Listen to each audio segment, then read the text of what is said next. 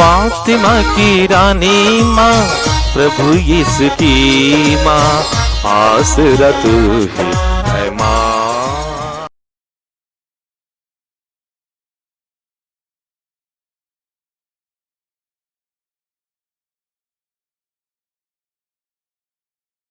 पहला पाठ नबी ईसायास का ग्रंथ, अध्याय 4, पद संख्याएं 2 से 6 तक।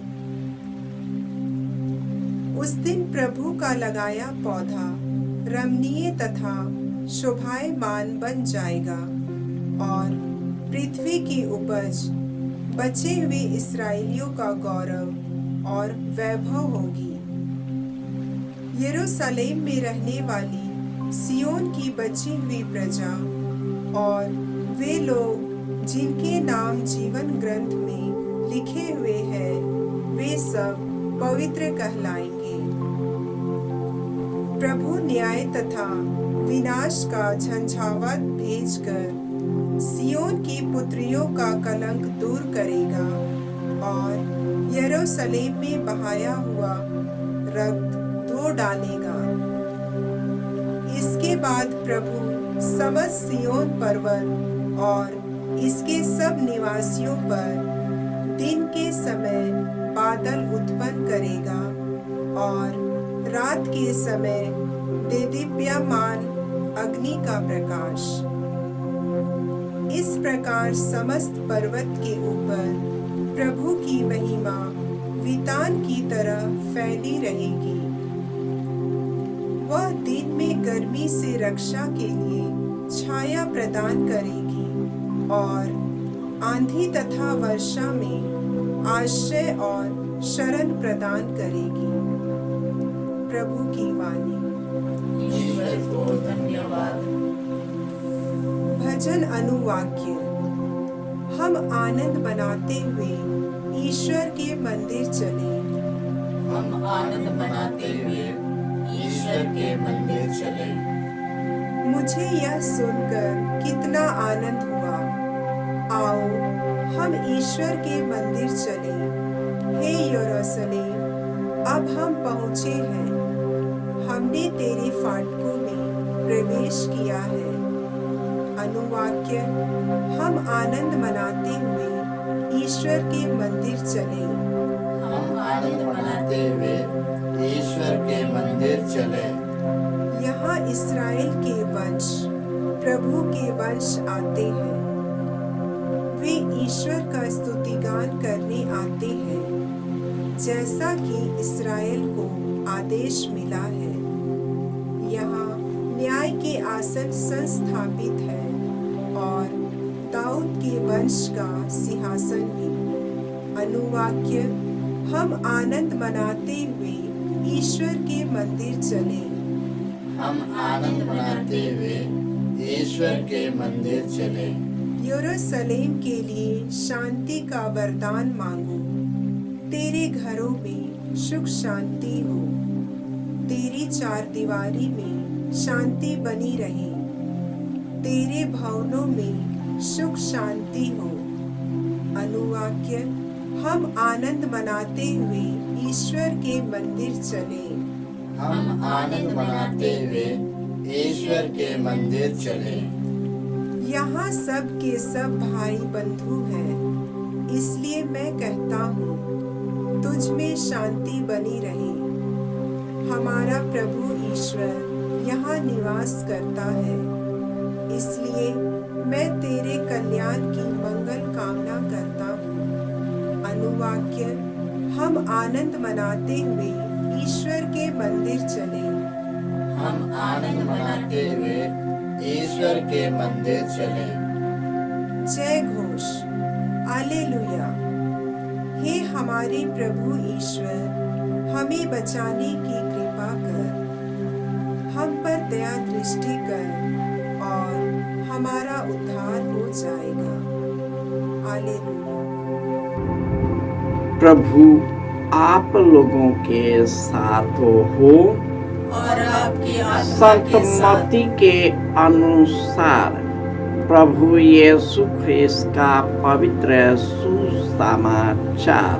हे प्रभु तेरी हो। अध्याय 8 पद संख्याएं 5 से 11।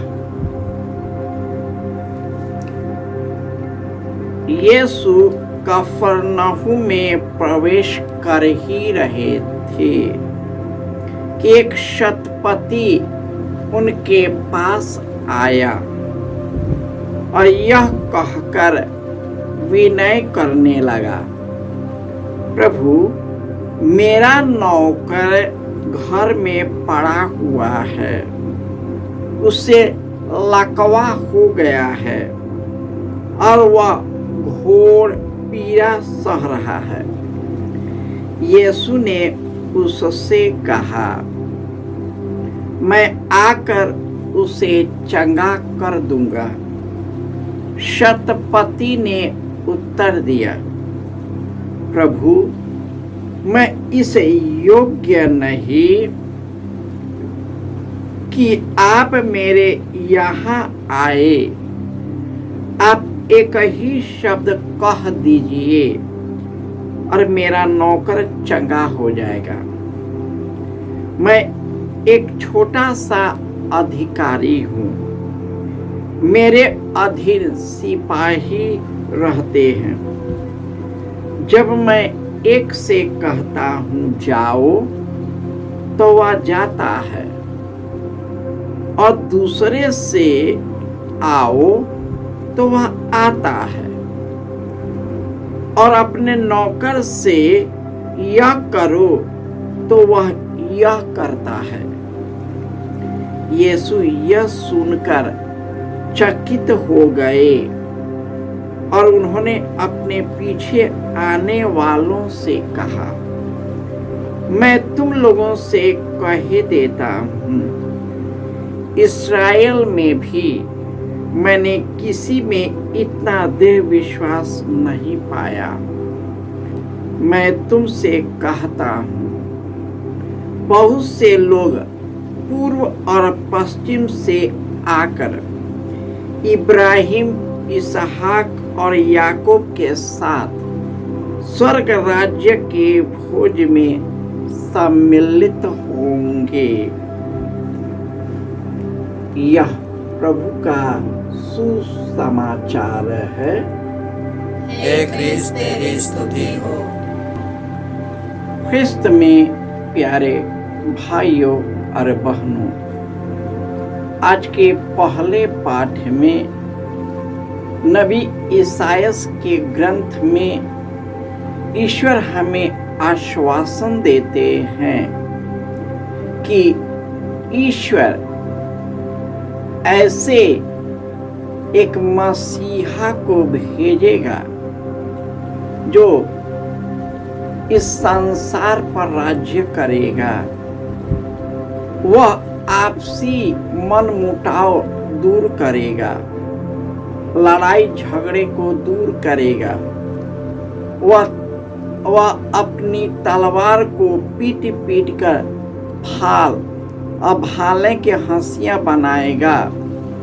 वह एक दूसरे को तलवार से नहीं, परंतु वे ईश्वर के प्रेम के रास्ते पर चलेंगे, ज्योति के रास्ते पर चलेंगे, और उन्हें ज्योति उसे राह दिखाएगी और उसे ईश्वर के मार्ग पर ले चलेगा। और यह वचन यीशु में पूरा हो गया, और वही यीशु जो शांति बनकर इस संसार के हर एक लोगों को गले लगाया, वह हमारा निवास स्थान बन गया, ताकि हम भी उन्हीं के जैसे एक दूसरे का कल्याण कर सके। यीशु कफरनहूम में प्रवेश कर रहे थे कि एक शतपति आया और ईश्वर से निवेदन किया कि मेरा नौकर घर में पड़ा हुआ है और उसे लकवा हो गया। यह शतपति जो अधिकारी है यह दिखाता है कि अपने नौकर से कितना प्रेम है, उसका कितना ख्याल करता है। उस समय में नौकरों और दासों की परिस्थितियां बहुत विकट था, लेकिन यह ऐसा शतपति था, ऐसा एक मालिक था कि अपने नौकर के बीमार हो जाने पर उसकी चंगाई के लिए यीशु के पास आता है।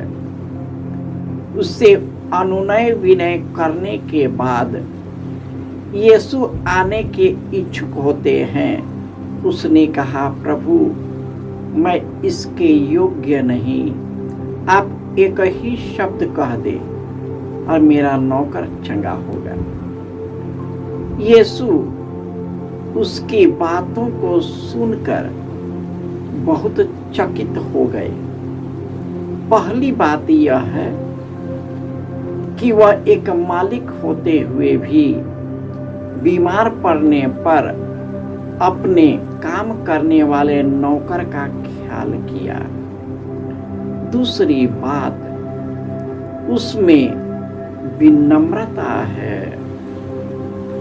वह यीशु के सामने झुकता है, अनुनय विनय करता है। तीसरी बात, उसे यीशु पर श्रद्धा था, विश्वास था। आप एक ही शब्द कह दे और मेरा नौकर चंगा हो गया। और उसके विश्वास के कारण उसका उद्धार हुआ। इस दुनिया में लोग जब जीते हैं तो इस संसार से लिपट कर जीते हैं, अपने घर और परिवार के चार दीवारी में ही अटक जाते हैं।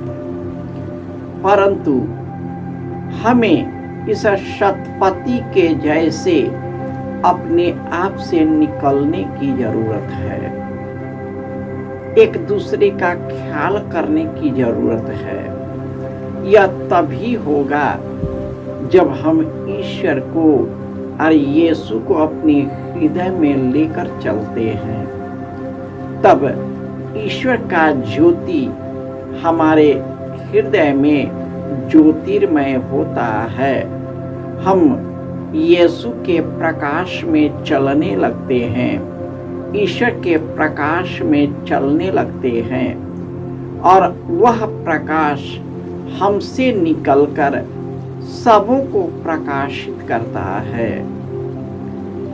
हम लोग आगमन की तैयारी में हैं कि यह दुनिया एक दिन नष्ट होगा, यह शरीर नष्ट होगा, पूरा जीवन विलीन होगा।